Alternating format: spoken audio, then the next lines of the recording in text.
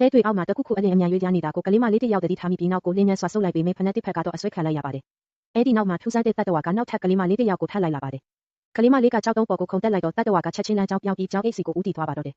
ကြောင်းအိတ်ကတဲထဲကိုချက်ချင်းဆုပ်ပင်းခံရပြီးပြန်ထွက်လာပါတယ်မကြခင်မှာကောင်လေးတစ်ယောက်ကသူ့ရဲ့ဖုံးအားသွင်းကြိုးတစ်စာကိုတဲထဲကိုဖြည်းဖြည်းချင်းဆွဲယူသွားတာကိုသတိပြုမိပါတယ်သူကအားသွင်းကြိုးရဲ့တစ်ဖက်ဆုံးကိုဆွဲကင်ပြီးပြန်ဆွဲထုတ်လိုက်တော့ညီမလေးကလည်းကူညီဖို့ရောက်လာပါတယ်အားကုန်ဆွဲလိုက်တဲ့အခါမှာတော့တဲတွေအောက်ကတတ္တဝါကြီးဟာမြေပြင်ပေါ်ကိုရောက်လာပါတယ်သူကတော့စာမစ်ဆိုတဲ့မြောက်တကောင်ဖြစ်ပြီးတင်းနေကိုဆူတောင်းတစ်ခုပဲဖြစ်စီပေးနိုင်တဲ့စံသားပြင်းမြောက်တကောင်ပါကောင်လေးကချက်ချင်းဆူတောင်းတစ်ခုပြုလုပ်လိုက်ပါတယ်သူကအမိုက်ဆုံးတောင်တက်သမားဖြစ်ကြတာပါစာမစ်ကချက်ချင်းအသက်အောက်လိုက်ပါတယ်သူ့ဘိုက်ကကြီးလာပြီးပြန်ပုံမှန်ဖြစ်သွားတော့မှဆူတောင်းပြစ်သွားပြီလို့ပြောလိုက်ပါတယ်ခဏအကြာမှာကောင်လေးကကြောက်ဆောင်တွေပေါ်မှာအလွန်လျင်မြန်စွာတက်ရောက်သွားတာကိုတွေ့ရပါတယ်သူကထက်တောင်ပိုတော်နေပါသေးတယ်ဒါပေမဲ့လူတိုင်းအာရုံပြတ်နေတော့မှတော့စာမစ်ကခိုးထွက်သွားပါတော့တယ်နောက်တစ်နေ့မှာကောင်လေးကတဲထဲကိုဒိုင်နိုဆောခြေတီတစ်ခုထိုးဆိုင်လိုက်ပါတယ်ခြေတဲ့အတိုင်းပဲစာမစ်ကိုပြန်ဆွဲဆောင်မိသွားပါတယ်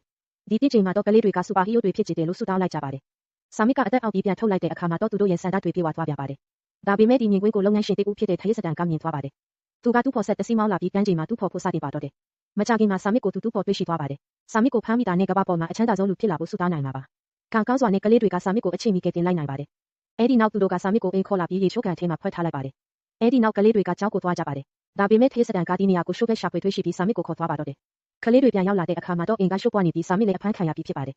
ဒါနဲ့ကလေးတွေကထရေးစတန်ရဲ့အိမ်ကိုရှာဖွေသွားကြပါတယ်ဒီအချိန်မှာတော့ထရေးစတန်ကအလုံးချမ်းသာပြီးလို့ဆူတောင်းပြီးနေပြီဖြစ်ပြီးစာမစ်ကတော့မှန်တစ်တာတစ်ခုထဲမှာပိတ်နှောင်ခံထားရပါတယ်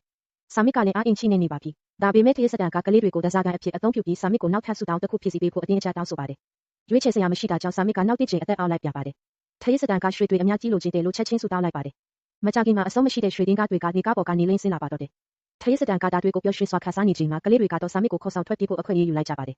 မကြခင်မှာရွှေတင်းကားတွေကပုံများလာပြီးထရေးစတန်ကိုလုံးဝပြုတ်ပြစ်လိုက်ပါတယ်အိမ်တဲ့အိမ်လုံးလေးရွှေတင်းကားတွေကြောင့်ပောက်ကွဲထွက်သွားပြီးမဲဆူတောင်းကတည့်ရပဲခံပါတယ်နောက်တစ်နေ့မှာရွှေတင်းကားတွေအားလုံးပျောက်ကွယ်သွားပြီးအိမ်ခေါင်မိုးကပျက်စီးကအင်ကြီးတစ်လုံးလုံးပြိုကျသွားပါတော့တယ်ကလေးတွေကစာမစ်ကိုတဲထဲကိုပြန်ထည့်ပေးလိုက်ပါတယ်တုတ်ဆက်ခါနီမှာစာမစ်ကကလေးတွေကိုနောက်ဆုံးဆူတောင်းတစ်ခုပြုလုပ်ဖို့တောင်းဆိုပါတယ်ဒါနဲ့ကလေးမလေးကဆူတောင်းတစ်ခုပြုလုပ်လိုက်ပါတယ်သူမကစာမစ်အနေနဲ့တဲတွေထဲမှာပျော်ရွှင်စွာနေထိုင်ပြီးလူသားတွေရဲ့အငှောက်အယှက်ကိုဘယ်တော့မှမခံရပါစေနဲ့လို့ဆူတောင်းလိုက်ပါတယ်ဒါကိုကြားလိုက်ရတဲ့အခါမှာတော့စာမစ်ဟာမျက်ရည်ကျလောက်အောင်ကိုစိတ်တုပ်ရှားသွားပါတယ်ဘာလို့လဲဆိုတော့ရာနဲ့ချီတဲ့တစ်တွေအတွင်းမှာသူ့အထွေတီးလို့ဆူတောင်းပေးတာဒါပထမဆုံးအကြိမ်ပဲဖြစ်လို့ပါပဲ